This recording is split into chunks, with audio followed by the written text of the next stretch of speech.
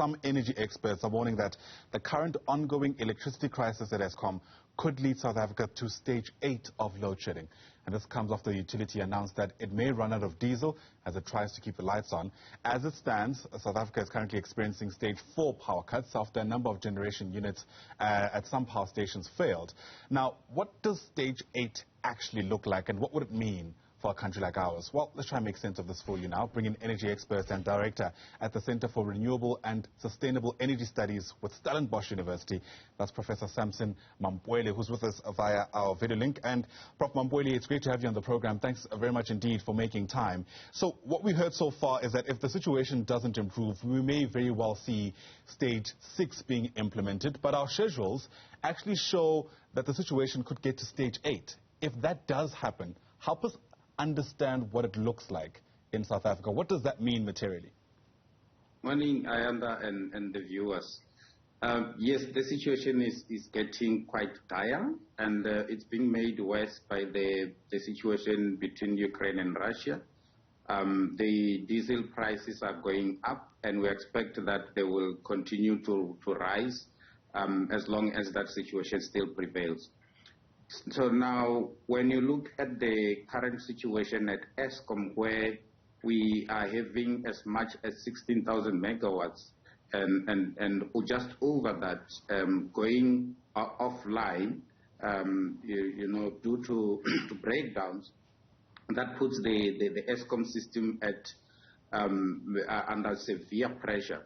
And then that means that Eskom will then have to implement load shedding to avoid a total breakdown of the system.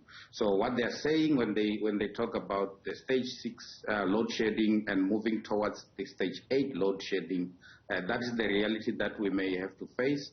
But the challenge now is that a stage 6 or a stage 8 load shedding is very much close to a total system breakdown, because then it means that they will have to cut electricity for a minimum of 8 hours.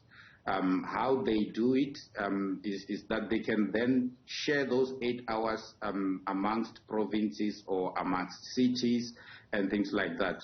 And we know that the 8 hours a day is the most productive hours in the economy, because that's when most industries are operating, that's when most people are at work. So the impact will be massive in terms of the production system, in terms of the economy. It could lead to very high food prices, very high prices on basically all the commodities because of the high demand of the commodities that will come with that. And that will hit hard, and especially mainly on the poor, because the prices of everything will just go up. And some people may, if it persists, some people may even lose jobs. Absolutely. Already people are losing jobs, many might argue. You've made reference to the situation in Ukraine as it unfolds. Really concerns now that we may be running out of fuel because of all manner of sanctions.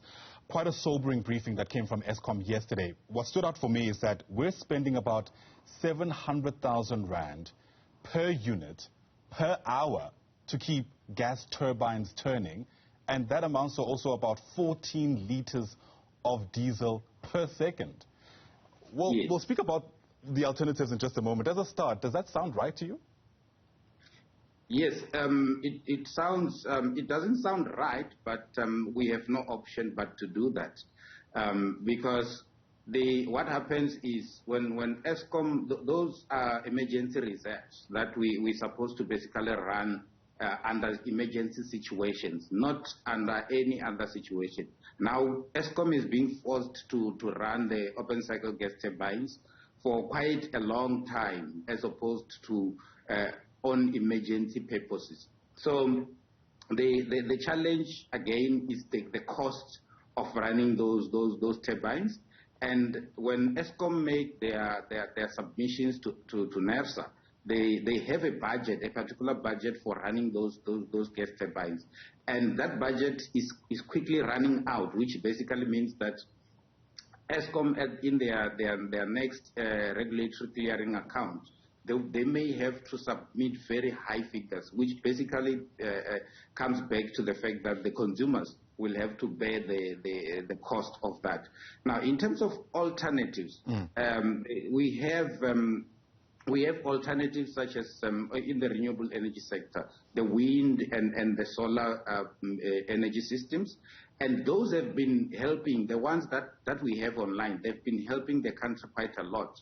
There are times that wind energy produces up to 2,000 megawatts at night when the system is very, very constrained.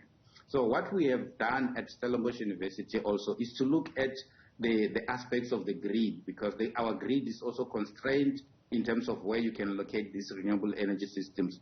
We looked at how best can we site these renewable energy systems, especially solar energy, so that we can produce when the system is constrained, as opposed to saying we want to site them in the Northern Cape, for instance, where we've got the most sun. We could then locate them in places like Mpumalanga, where we've got enough grid, in places like Limpopo, where we've got enough grid.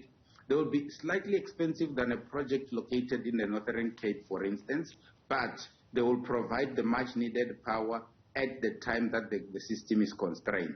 So those are some of the issues that we need to look at. There are a number of other projects that will be coming online quite soon, but if you look at the challenge that Eskom is facing in terms of the breakdowns, those that will be coming online soon will help, but they are not going to actually do away with load shedding within this year still. Yeah, and I guess that's kind of preemptive to my next question before I let you go, Prof. I mean, we know that the Electricity Regulation Amendment Bill has public comments closing tomorrow, which is just one step really to quite a protracted process. Part of what this act ultimately is hoping to do is to diversify, to liberalize energy generation in this country so that we're no longer just dependent on Eskom. It's not going to be something that can solve our issues tomorrow, but do you reckon that is the answer in the long term? Yes, so there is that, and then there are a number of other initiatives that come with that as well, that the government is implementing.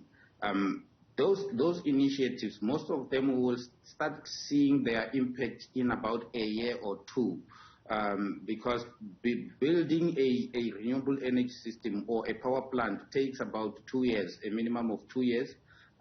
We know that building a fossil fuel power plant takes a lot more than that. Depending on who is building it, it can take us 14 years. And in the end, we can pay 5 or 6 times the original price. But the good thing with renewable energy systems is that you can build them within 2 years. I must commend government in terms of the initiatives that they are taking in amending the Act to allow the diversification of the electricity sector, especially the unbundling of Eskom to allow Eskom Transmission to be a kind of an independent company and be able to buy from IPPs and from anyone else.